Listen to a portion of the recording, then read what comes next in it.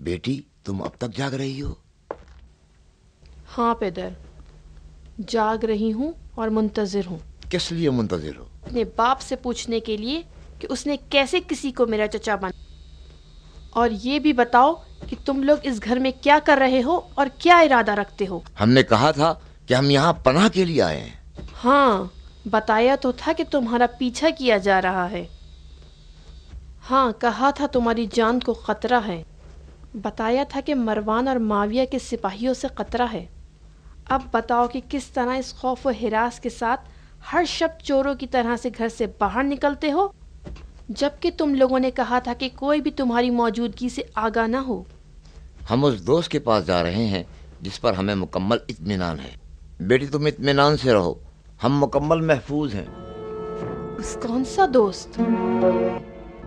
اس کا نام پوچھ رہی ہو؟ ہاں، اس کا نام اور اس جگہ کا پتہ جہاں وہ رہتا ہے۔ بہتر ہے کہ ابا محمد سے کہوں گی کہ وہ خود آپ سے پوچھ لیں۔ جودہ میری بیٹی، تم اپنے باپ سے اس طرح بات کرو گی؟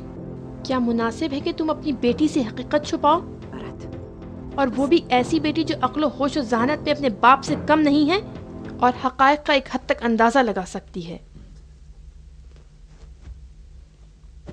تم نے کہا کہ شمر مروان کے محل میں موجود ہے، اس لیے کہ تم لوگ آپس میں بہت ہی گہرے دوست ہو، ایک دوسرے کی جدائی کا تصور نہیں کیا جا سکتا، لہٰذا اندازہ لگایا جا سکتا ہے کہ تمہاری ملاقات کی جگہ مروان کا محل ہے۔ جو شمر کی دشمنی کے بارے میں داستان بتائی اور معاویہ کے غلاموں کے پیچھا کرنے کا خوف ظاہر کیا، وہ ایک جھوٹ سے زیادہ کچھ نہیں ہے۔ اب حقیقت بتانا چاہتے ہو یا نہیں؟ میں کہتا ہوں بہتر ہے کہ ابا محمد کو ان دو مشکوک مہمانوں کے بارے میں بتا دیا جائے۔ نہیں، قیس نے ہمیں ابا محمد کے پاس جانے سے منع کیا ہے۔ مروان کے جاسوس ہر جگہ موجود ہیں، ہو سکتا ہے ہمیں پہچان لیں۔ بہتر ہے کہ ہم میں سے ایک قیس کے پاس جائے اور اسے سب کچھ بتا دے۔ کیا کہیں کہ جو دو شخص ہمیں مشکوک لگتے ہیں وہ حسن ابن علی کے مہمان ہیں؟ ہمارا مذاق اڑائیں گے۔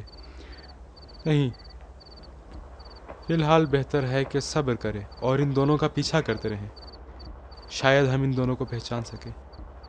میں نہیں سمجھ سکی تم لوگ چاہتے کیا ہو۔ یہی کہ کچھ اپنے باپ کی بھی فکر کرو۔ میری فکر نہیں، بس تم اپنی فکر کرو۔ میں تمہاری طرف سے اگر بے فکر ہو جاؤں تو راضی و خوشی اپنا سر جلاد کی تلوار کے آگے کر دوں گا۔ میں کیا کر سکتی ہوں؟ تم اس گھر میں کیا ہو؟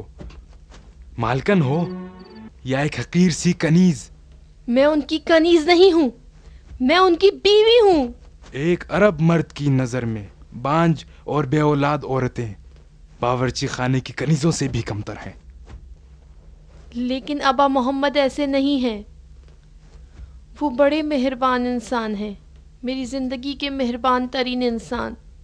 جودہ تم میری بیٹی ہو، اشعث ابن قیس کی، اور سنو، سچ بات تو یہ ہے کہ میں اس وقت امیر المومنین معاویہ ابن ابو سفیان کا ہم نشین اور ہم پیمان ہوں۔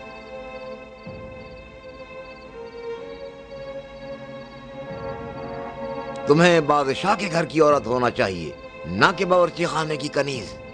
جانتی ہو معاویہ کبھی خلافت حسن ابن علی کو نہیں دے گا۔ یہ بات جھوٹ ہے، تم لوگ پھر جھوٹ بول رہے ہو۔ جودہ میری بات سنو، میں اور تمہارا باپ معاویہ کے قریبی لوگوں میں سے ہیں۔ بنی امیہ نے تخت خلافت خون کے دریا سے اس لیے حاصل نہیں کیا کہ ایک چمڑے کے عہد نامے کی خاطر کسی کے حوالے کر دیں۔ معاویہ کے بعد یزید ہی تخت خلافت پہ بیٹھے گا۔ پدر، واقعی یہ سچ کہہ رہا ہے؟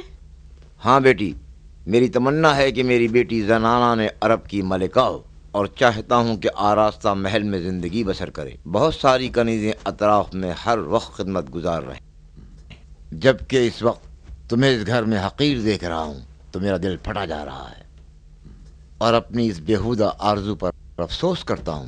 تم نے تو خود یہ شادی لالچ میں کروائی تھی۔ ہاں بیٹی جودہ، اس وقت سوچا یہ تھا کہ یہ شادی تمہاری بھلائی میں ہے، اور سمجھ رہا تھا کہ حسن ابن علی اپنے باپ کی خلافت کو سنبھال لیں گے، لیکن میں نے کوئی غلطی نہیں کی، مگر زمانہ اس سے بدل گیا اور اب میں نہیں چاہتا کہ اس کی بدنصیبی کا خمیازہ میری بیٹی بھگتے، اور نہیں چاہتا ہوں کہ کوئی دن ایسا آئے کہ میری بیٹی حسن ابن علی کی بیوی ہونے کے جرم میں اسیر ہو اور کنیزی میں بیچ دی جائے۔ تم سوچتے ہو کہ میرا مقدر ایسا ہی ہوگا؟ ہمیں لگتا ہے کہ بالکل ایسا ہی ہوگا۔